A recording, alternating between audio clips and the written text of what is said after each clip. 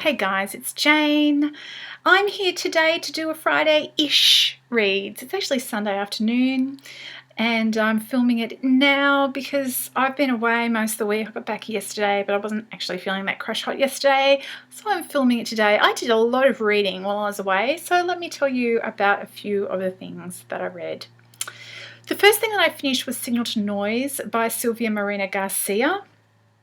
This is something somewhere between magical realism and urban fantasy. It's partly set in the present day and it's partly set in the late 1980s when our central character was in high school. At the beginning of the story, she's just landing at the airport back in Mexico City. She's come home for her father's funeral, has been working very successfully overseas as a software developer. She's not really looking forward to it because she's got some pretty bad memories back home. Most of those memories circle around late high school, and that's the other timeline that this story is about. All these things that happened to her back in high school, and they are associated with teen angst, music, which was very, very important to her and her friends, as it is to many teenagers, and in her case, magic as well.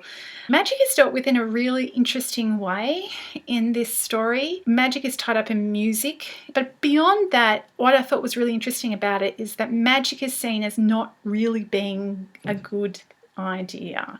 And that's actually quite unusual in lots of modern fantasy books. Magic is kind of fun, exciting stuff, but it's really handled quite delicately in this story as being power. Magic is power. Magic gives you power. And of course, power does tend to end up badly for the people who wield it, as history teaches us. And that's one of the things I thought was really interesting about this story. It's also a love story.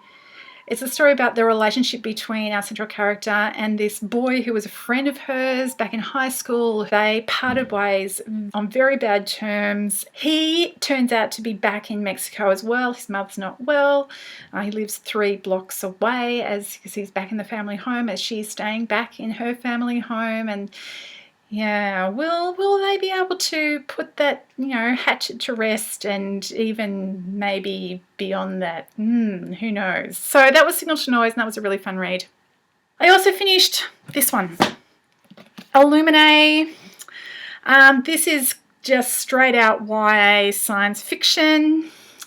It's all about a space colony which is attacked by a opposing corporation and some teenagers who are caught up in this. The colony has to be evacuated. There are 3 big spaceships there at the time. 2 of the spaceships belong to the corporation who are running the colony, who are, being attacked by the outside corporation. There's also a kind of United Nations military space cruiser who's there at the time. Our 2 main characters are Ezra and Katie. They're high school sweethearts who just literally 2 hours before their planet is blown up, broke up. She broke up with him, and he doesn't really understand why, but that happened the morning that everything went to hell. And then both managed to escape. Not everybody manages to escape. Lots of people get killed scrambling off the surface of the planet, but she ends up in one of the ships and he ends up in a different one, and hence the story, essentially.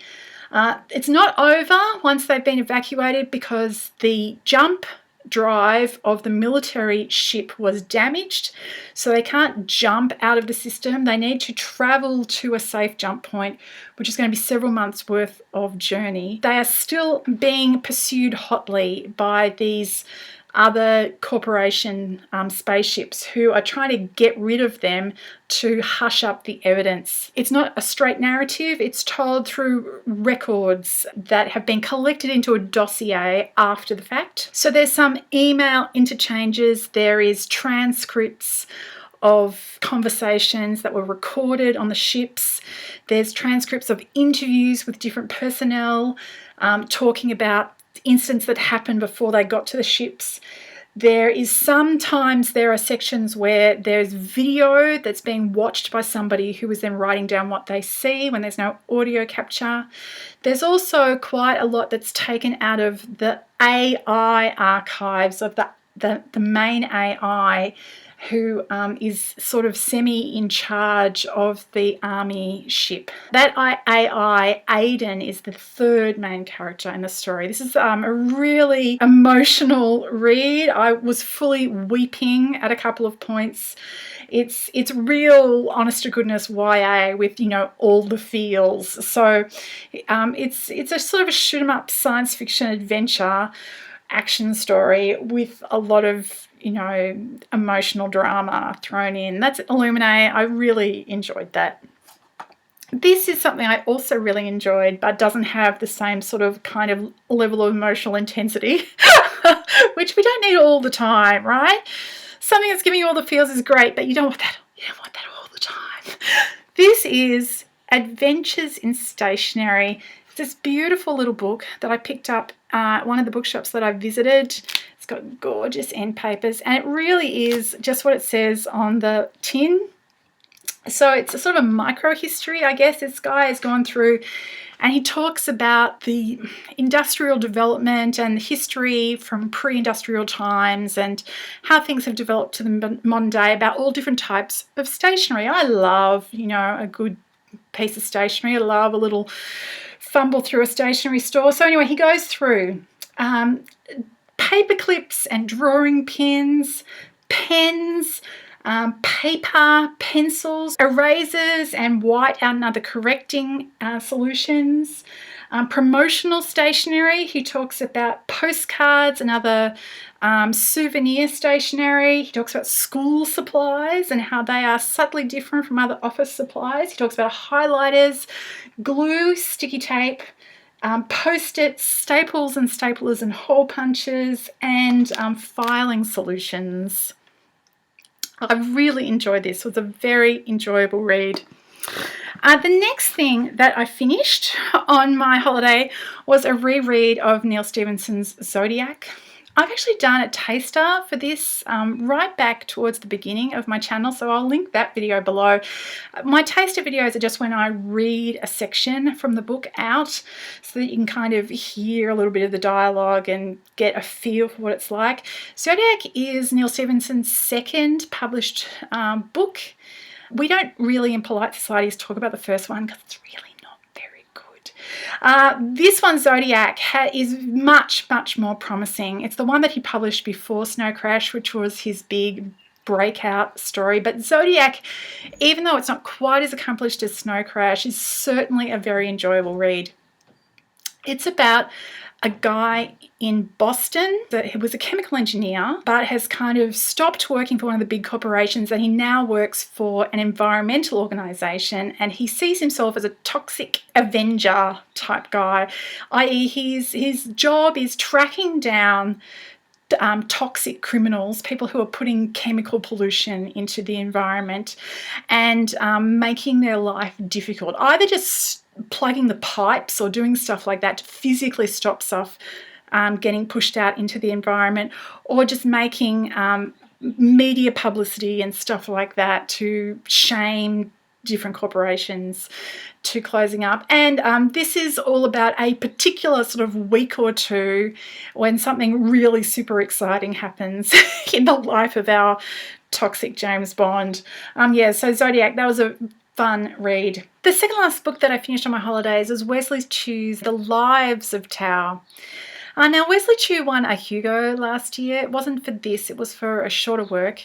But he really stuck out in my memory because he was by far the dapperest recipient.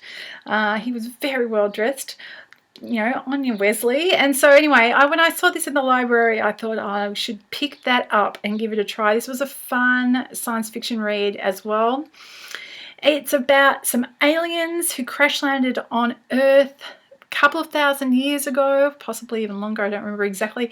Their bodies don't really react well with our atmosphere. They can only survive by indwelling human beings. It's at some level the premise is a little bit too close to Scientology for comfort, but the story itself was a jolly good read. So anyway, these aliens have moulding human history by being kind of personal trainers to individual humans over the centuries.